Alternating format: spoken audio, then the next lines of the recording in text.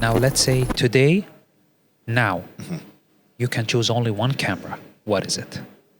To buy. Everything is going to disappear.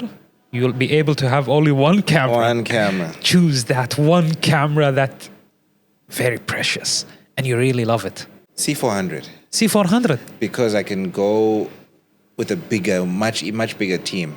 Okay. Because of the 2 SDIs. Yeah.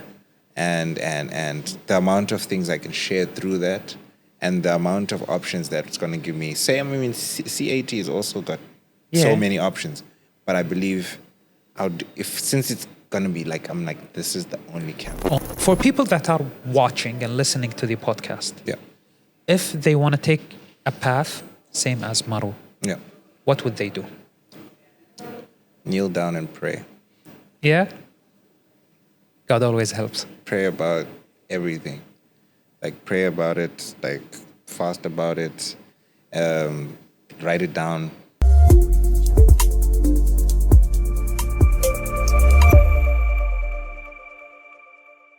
نرجع لكم بحلقة جديدة من بودكاست AAB. هالمرة معنا شخص معروف عالمي من كل مكان، بس بدال لا احنا دائما نسولف عن الضيوف، نخلي الضيوف هم يسولفون وهم يعرفون عن نفسهم.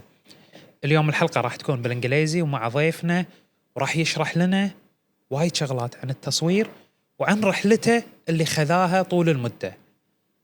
Hi Maru. Hey, what you said, it's true. Yeah, I was telling them that I'm not going to talk a lot and I'm going to let the guest talk, not me talking. So yeah, it's going to be true. Yeah. Maru, tell us about yourself. Let the people know who you are. Oh, okay. My name is Maropeng Vushangwe. I am Zimbabwean born. Yeah. And I am a film director and a cinematographer. And also a Canon ambassador for Europe, Middle East, and Africa. Yeah, we're going to go to this. We're going to go to this. Very cool. And then, I'm a really creative-centered person. Yeah. And I enjoy telling stories through the lens. Okay. Yeah. No, actually, you tell stories also. Is that right? Yeah. Public speaking things. Yes, yeah. Give a bit of experience. So telling stories with lenses and telling stories to people and audiences. Yes. What pulled you into that field, into photography and these things, videography, cinematography? I'll be honest with you. I can be honest with you and just tell you what it is. Like, for me, I wasn't good at everything else, the accounting, mathematics, physics, chemistry. So this kind of chose me in a way, because it was, after high school, like at the end of high school, everybody's now picking, okay, listen, I want to be an engineer, I want to be a pilot, blah, blah, blah. But for me, everything was pointing towards being creative.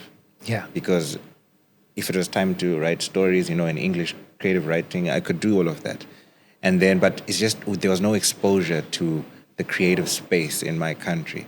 Yeah. It wasn't yet a full-on, like a career choice to say, hey, go and study film production, go and study photography. Because we didn't have a lot of people who had done it before and who were successful at it. There was people who, yes, they had done it, but the access to them, for them to encourage my parents or to give them a thumbs up to say, no, let your child go and do it. It's going to happen. Yeah. It wasn't there, It wasn't in front of me so much.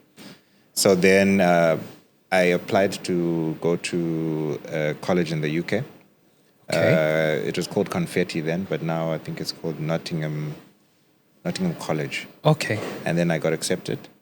And then 3-4 months before I had to leave, then my mom passed away, which was very, it changed everything. It changed the whole trajectory of my entire life. And now we had to shift goals.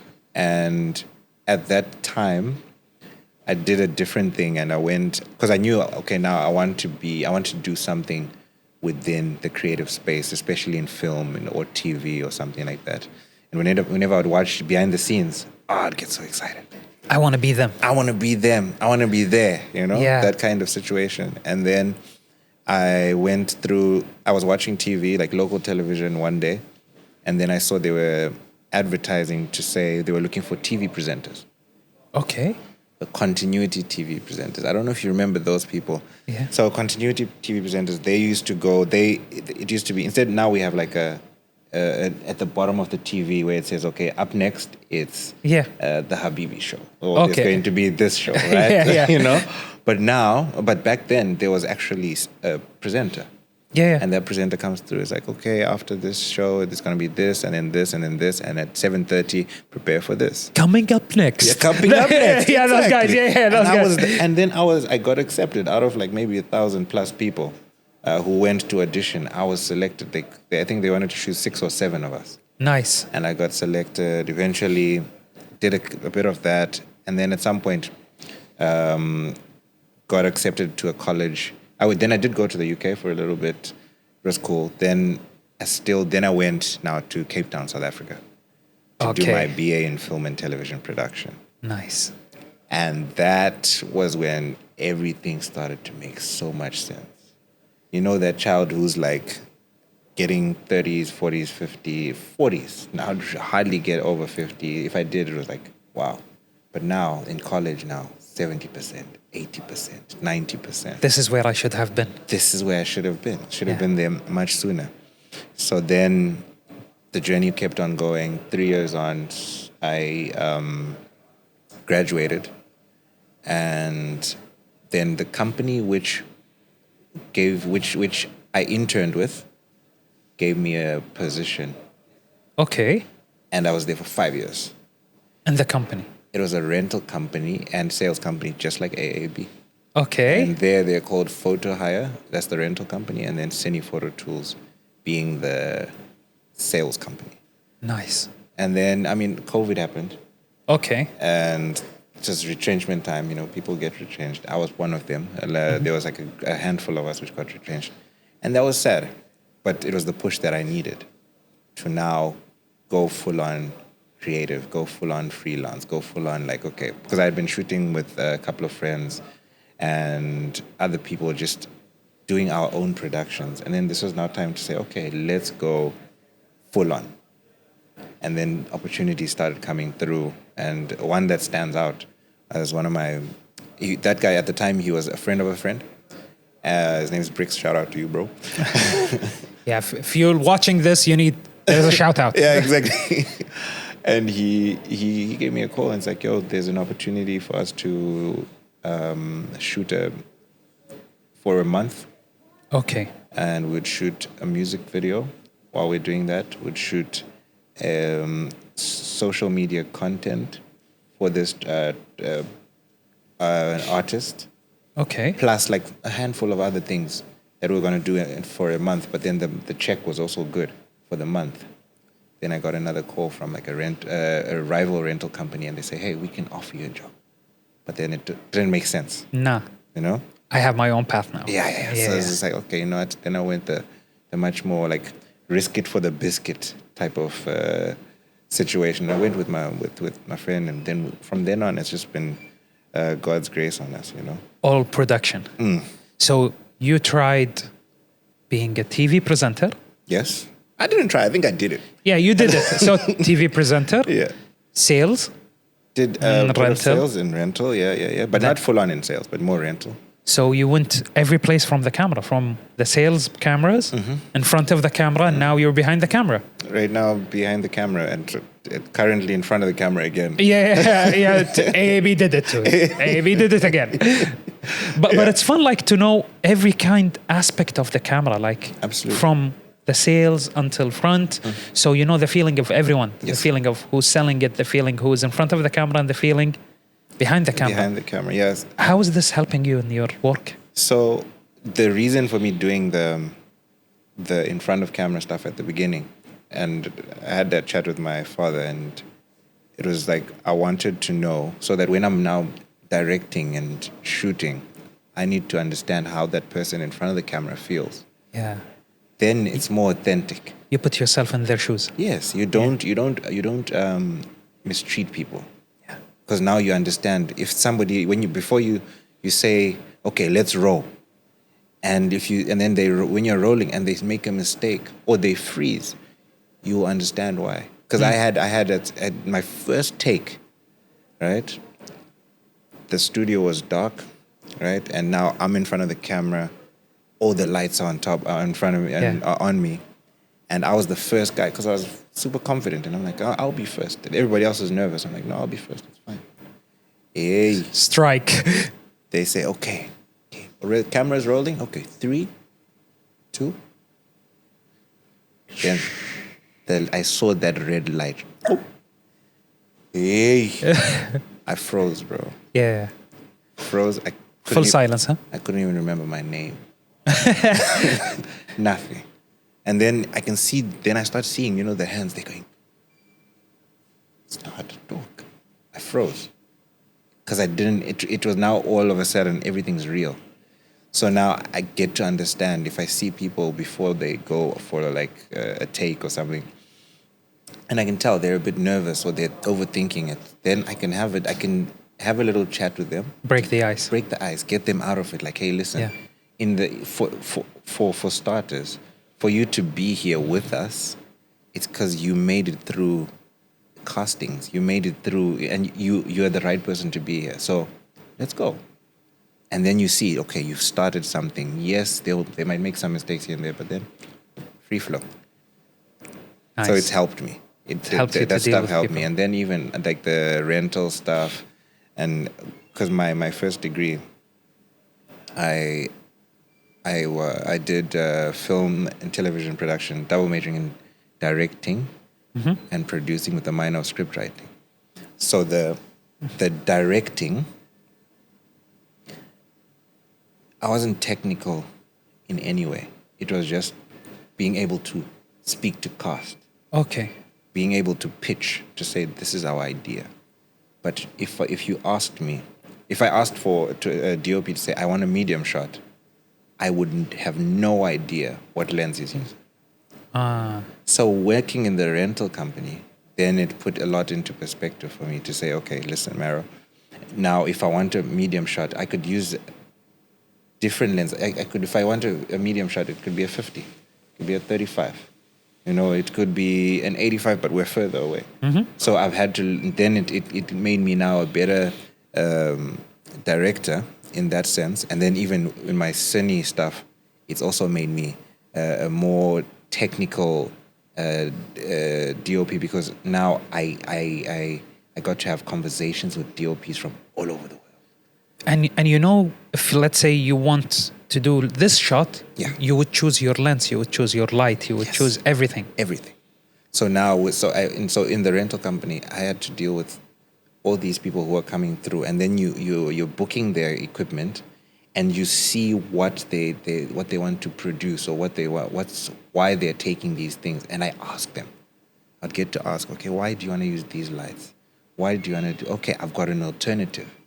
And then I had to, at some weekends, have to actually take some of that equipment out and go and play with it, test it. Then I understand if they say, hey, they want this. Listen, I've got an alternative. Or do you know what? Try this. I've got one of my close friends and business partners now. His name's Michael Jojo. He was one of my clients back in the day, and I would be able to really also be like, hey, bro, try this lens. Try this. And then he would also grow, and I would also grow. Then they take it out, they bring it back, like, this is what they produce. Oh, okay. This is what this does. Okay, cool. Okay. Nice. Nice. So now you know a lot of aspects, like the pricing of renting equipment, the production, the actors, how to be in front of camera. Let's say, if we give you unlimited budget, there is no budget. Whatever you want, you can get. So unlimited budget, unlimited equipment, unlimited cast. What's the dream project that you'd work on? Can I say 3? I've got 3. 3 projects? I've got 3. Go ahead. They're already lined up. Okay, go ahead. So the first one, it's my brother passed away when I was 10 years old. He rest in peace. Yes, he was like a hero to me, right? Yeah. And 10, 11, yeah. So he was a hero to me, really and truly. And then I would love to tell a story about him, and a really beautiful film. And there's something very peculiar that my business partner, she's Colombian. Her name is Paula Zapata. She also lost her brother. That friend that I mentioned, Briggs, also lost his brother. So all there of is us a lost. shared- There's a shared thing Yeah. over there, which is, it's like shared pain. But I would definitely like to honor our brothers in one way or the other. Yeah. And then there's another documentary I would make about like the founder of our church. He's late now. Professor Ezika Njinonguti, who like he's taught us so much about Christ. Yeah. Taught us so much about life, about wisdom, about prosperity, about loving each other. Gave you a as light your path. brother. Yes. Yeah. And there's still a documentary which must be made about his life. I would put that, but and that these projects, they need unlimited budget. Because I mean, imagine if somebody went preaching in over 140 countries. So that's like, I need budget for that. Definitely. I need to be able to interview people. I need to go to the places. We need to go with a crew, the right crew. That's going to be an amazing documentary. Do you know what I mean? Yeah. Stuff like that. And then if we say a third one, I think the third one, it's there. But I'm still yet to, I think I've written it, or I'm still yet to write it. But it would be something very fictional. And now you're talking my language. yeah, exactly. You know, something Yeah. fictional where we can mix up a bit of AI. Yeah. We mix up like reality. We mix up a bit of gaming. I did one of those in college where I mixed up part of a scene, a character's in real life right now, and then the camera now flips to somebody he's playing a video game. Yeah. And then then we look at the screen and it's a character in GTA. Okay. And then he's running, goes around the corner. We get back into real life. I don't know how I thought of that at that time. It looks nice. It's very nice. So it's something, you know, where it's now like super creative. Yeah. We mix up a few, maybe 2-3 countries, but it's a story which is like, it touches lives. Nice. And we go fictional, but like fictional which is creative and fun, but most importantly, telling some kind of story. So you just talked a few minutes about those stories, and you said the sensitive word of production, AI. Yeah. You just said it. What's your view into putting AI into production? It's been in production for years already. Yeah. But we just don't know. Yeah. Autofocus is AI. Think about it. Yes, it is. Why we touch it? Because we're touching, and then it's the system's already reading into face recognition. So we've been there. We can't. It's only now that we are thinking about the prompting. Yeah. Right. I've got a brother-in-law. His name is Jusette Demento. He's going like full on into AI. He's done like a full, like maybe 2 or 3 now, full on music videos. Nice. All AI prompted, and it looks so good. Like really good. Nice. And he's using it to his advantage. I use it for my stills. With the Lightroom, it's working out perfectly. With our pitching in projects to clients, we've got AI on having our side. With the people who want to, if you fight it, I feel You're gonna be left behind. You'll be left behind. Like the guys who they didn't see video coming, and they maybe kept on shooting on film. Yeah. Right? They lost it. Then there was then DSLR came. And mirrorless. And then mirrorless. And now we're keeping on going. Yeah. So to fight that system, you might end up being left behind. And then there's some people who, you know what, you could fight the system and win in your own respect. But to be honest, man, it's like, let's just work with the technology as we go. It's a market at and the end. use it, and let's use it to our advantage, but also not abuse it. But let's keep on going. That's my viewpoint. Definitely. Yeah. Definitely, I agree with you. I've been the person who doesn't want to leave DSLR and go to mirrorless. Big mistake. Big mistake. It's not too so late. now I'm with the AI. I'm not going to do the same mistake again. It's not too late. So now you've done a lot of things. So that And whatever you told us, all the things you're giving us, makes a lot of sense for the Canon thing. Yes. An ambassador. Yeah? Yep. Tell us about how did it happen. We want to know. How did it happen? Yeah, we know you're ambassador. We saw your classes in Kuwait, things you did. Yeah. So we know you're good. But how did it happen? Yeah. Hey, that's God at work, man. Yeah. What do you guys would say? Inshallah. Inshallah. So remember what I said when I was in the rental companies. But I mean, I don't think that might be the deciding factor. Yeah. But when I was in the rental company, rental company, and it's mixed with the sales company, right? So what would happen is every time the different brands launch a product, because that company is also doing so well, the brands would bring whatever new product to the company first. And majority of the time, we're the first in South Africa. Yeah. Okay. And then it's fair and fine to just look at it and in the office, oh, this is cool. And then the sales guys put it up and blah, blah, blah. But then for me, because I was also hungry to shoot. Yeah. So I would then test the products, maybe sometimes take them out, shoot something, edit it, give it to the sales team and marketing team. They post it. And then some of the brands, it would just then go and trend. Because not a lot of people do reviews and stuff. Before, no. Yeah. And I would just do that stuff. And then I think there was like a bit of a rapport of like building a relationship with the brand. But then after COVID and I wasn't working at the company anymore, and before I had also been told, do you know about the ambassador program, blah, blah, blah. And you research it, but you're not, sometimes like you never think you could be. I can be that person. And then I got then they said, I think Canon then did a call to say, okay, people should apply because there is an application process. Then they say, well, it's now time for that. And they hadn't done it in a while. Then I applied with my business partner as well. And I applied and then like we waited over a year. At some point, I actually asked, is this thing? They're like, yeah, no, it's supposed to happen at some point.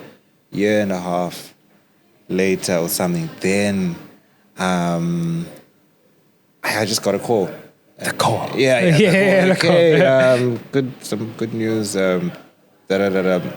Expect a call from Canon Europe. I'm like, what? London? Next thing, they get an email scheduling a call. Then it's like, okay, this is real. Yeah. And it's a beautiful team to be a part of because they're also forward-facing, forward-thinking, and also open to ideas. And I mean, now I'm in Kuwait right now, right? Yeah. And we're representing. You know what I'm saying? Yeah. And you get to really grow creatively because with all of this stuff, you think you're teaching or you think you're sharing, but then within that space, you learn. I think you might be learning more than you're actually giving out. Yes, we've got a presentation, but you learn a lot from the people. You learn a lot from the people that come and give you the chit chat. I'm telling you, you get a lot from these guys. You got a lot. It's a lot. Yeah. So it's a really nice space amazing space to be in, and influential, and then it gets you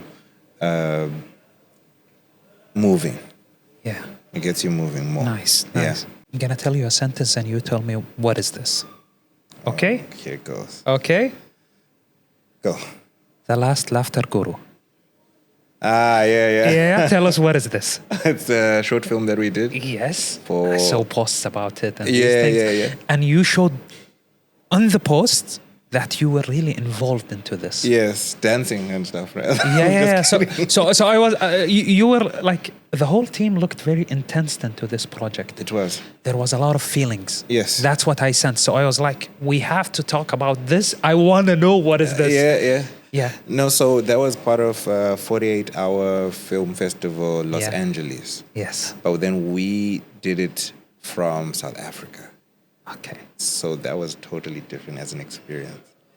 And we had a decent team, cool actors and actresses, one location. Yeah. And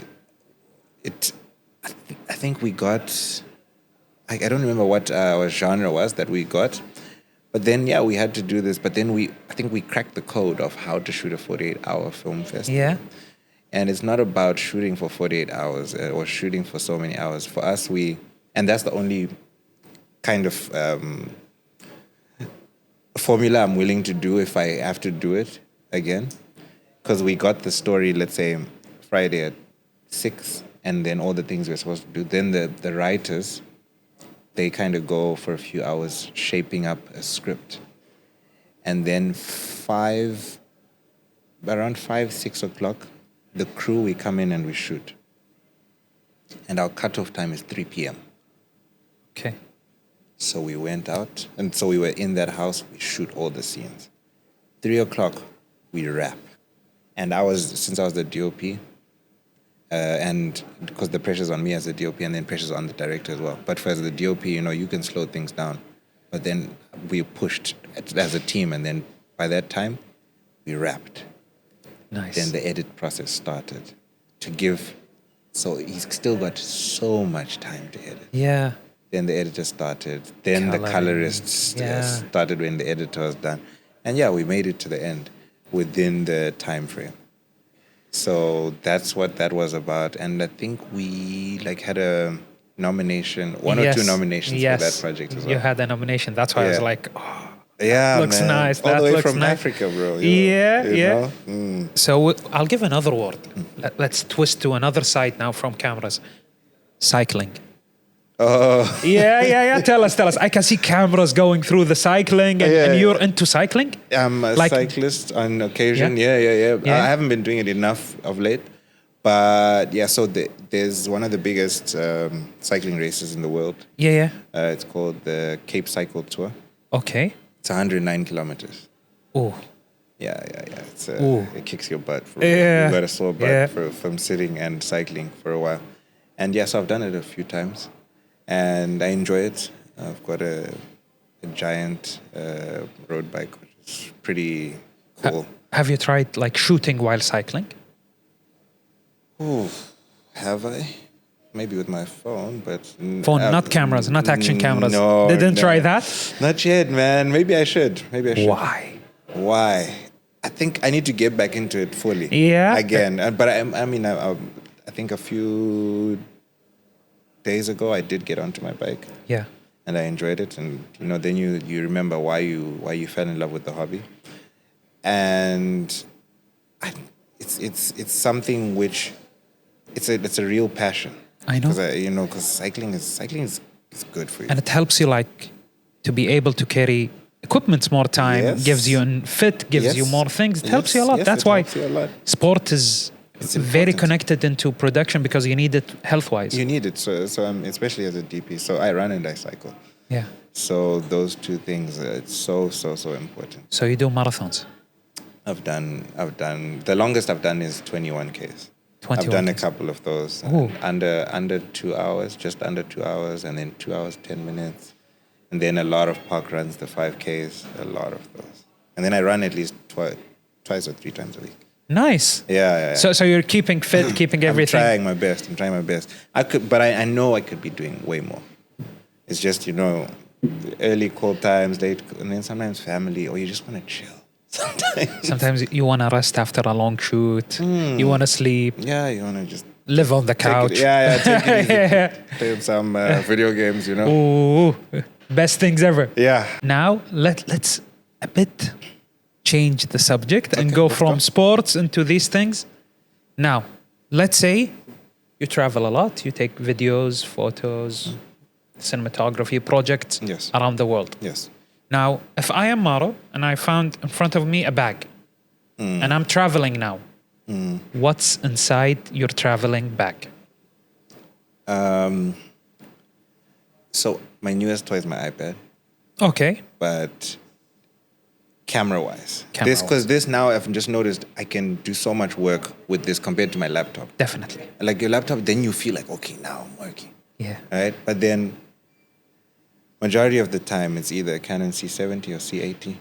C70, C80, okay. Yeah, right, one of those. An EOS R for my stills. Okay. 2470 Canon 35mm f1.8, sometimes a speed light, a gimbal, Ronin RS2 or 3. But that's the second bag. But then in this one bag without the gimbal, that's pretty much what you're gonna have. Definitely a Rode mic kit, a lapel mic kit. Okay. ND filters, one ND filter, or if I have to. But then the C70's got the ND filters. But then that's always gonna be in there, just as a backup. And one of my newest friends is a Black Pro Mist filter. I love these guys. They're amazing. People just don't know, man. No. They really change your ball game, like for real. That's in your traveling bag? Most probably. And some clothes, or no? No. We need equipment-wise. Yeah, equipment-wise. Now we'll go to the speed questions. Speed questions. Okay, Speed so I need questions. to. Also, I must just be Fast. ready. One word. One word. Cinema cameras or mirrorless cameras? Cinema. Prime or zoom lenses? Prime. Prime. Ooh. Okay. Handheld or gimbal? I have a question. Yeah. Can I answer it or Answer it. Go ahead. Go ahead. Handheld. Why? That's I need the why. Can I I give you need the the why? why, yeah. I'll give you the why. Yeah. Okay, listen, man. Movement is motivated. Okay. It must always be motivated. Why are we going there? So, one of our video editors, like our top guy, his name is Mizo McLean. There was a point we were doing a lot of events, and then he would just be like, "Why are you using gimbal? Please don't use gimbal on this one," because he cuts the stuff really fast, right? And sometimes, like, even if I do a nice smooth shot with the gimbal, he's just gonna cut a little piece, or maybe if he has to speed it up, but it's like he's cutting a small piece and then using everything and putting effects. Then so of late, like maybe the past just over a year, I've been using handheld a lot, and directors like it. The certain clients love that as well. Gimbal, I do enjoy gimbal. I promise you, that's one of my favorite things. I would love to learn how to use a Steadicam, but I enjoy a good gimbal. But handheld is always, sometimes you can get into a tighter space with the handheld. And as long as you get your breathing right, keep your breathing correct, we're good. Okay. And we can move faster. Yes, definitely. Shooting under the sun or lights? Sun, man. Sun. Yeah, then sun, because now we shape it. We've got our scrims and bounces and light I also enjoy as well. But I mean, to be honest, using what some people just like the controlled. Yeah. Some people like having full control. Which is fine. I mean, you can still also have full control with. I love the sun. If the weather conditions are also good, and depending on the story. Yeah. But man, what the good sun can do is. Oof. We have really harsh sun over here in Kuwait. We have like killing sun over here. Man, did you see? Oh man, I shot in this Kuwait sun. Really? When in the harshest bit, and the C80 did things. Yeah. It went for it, like for real. But I heard it does get worse, and I'm blessed to have come at this time. But you're here at 40 now. It's about 40, 35, 30, 40. Been 30, yeah. Yeah, we treat 60, 65. You ahead, so you can't shoot. No. Actually, maybe you never seen the camera goes overheat and shuts down in 10 minutes. I've seen that in like a couple of years ago with one particular camera. We have it all summer. It's our friend. No. Really? Yeah. Jeez, that's crazy. So outdoor is very hard in Kuwait. Now, let's say if you are using lights in a shoot, do you like LED lights or you like flashes? Like, would you take continuous lights or flashes? Which one is? Yeah. If it's stills, then I can use flash. I really enjoy flash.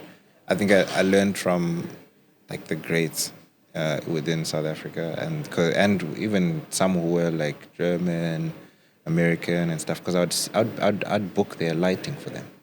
Yeah. Right? They call and then and it's a whole like page and a half of equipment. And I'd get to have conversations with these people and then you see what they use and why. And I enjoy some good flash. Continuous for video, I enjoy some good. And I'm still learning. The thing I'm learning, I think now it's been 2 years now, is how to use blackouts. and flags. Because now I'm on a concept called shooting into the dark. Okay. Where we all right now we're trying to light everything. We must see the people, blah blah blah. But if we were to switch off these lights, or in our reality, it's not that. We do have that dark over shadows there. There's that shadow. Everything. Don't be afraid of the shadows. Yeah. Don't be afraid of them. They're there for a reason. But shoot from there. It's more cinematic. Light the black light, blah blah blah. Yeah. Use a big blackout. Because in some of the best films we have seen, or even commercials, that's how they're doing it. You know? They're embracing the shadows and everything. Them. Yeah? And then now to embrace them by actually even putting in that negative. Yeah. And a lot of and I think that's the test for us as people who want to go the cine route, to now start using blackouts. Nice. When you're on your gear list, you've got a blackout. Not just saying, okay, I've got this light, I've got the Start cutting down the light. Why is the light at 100%? Yeah, we have only one sun, use one light. Yeah, this is what they say. Exactly. You know? Go 30% if it's that. Why is it? Let's go 30%. Why is it 100? 100. Flat. Give me flat. That's what most people are trying to just hit everything with flat. Let's turn it down a little bit. Let's shape it a bit more. Because it's a thing. Yeah. Now let's say today, you can choose only one camera. What is it? To buy. Everything is going to disappear. You'll be able to have only one camera. One camera. Choose that one camera that very precious and you really love it. C400. C400. Because I can go with a bigger, much bigger team. Okay. Because of the 2 SDIs. Yeah. And the amount of things I can share through that, and the amount of options that it's going to give me. C80 has also got so many options, but I believe since it's going to be this is the only camera. I'm telling you, because you can rig that camera up like almost anywhere. Yeah. Anywhere with everything, because that's like cine. It's in with the big boys. Nice. Yeah. Now one lens. Canon 2470 RF. 2470. A zoom lens. Okay. Yeah. You know So it's only one lens. Yeah, it's only one lens. But what I do have, what we have in our circle is one that does everything for us. Yeah. And I was telling people about it at the workshop. Canon 35 millimeter RF 1.8. My favorite lens is 35. Macro and wide. Yeah. In the same lens, you do everything. Yeah. And it's light. I'm telling you. Weight-wise, everything.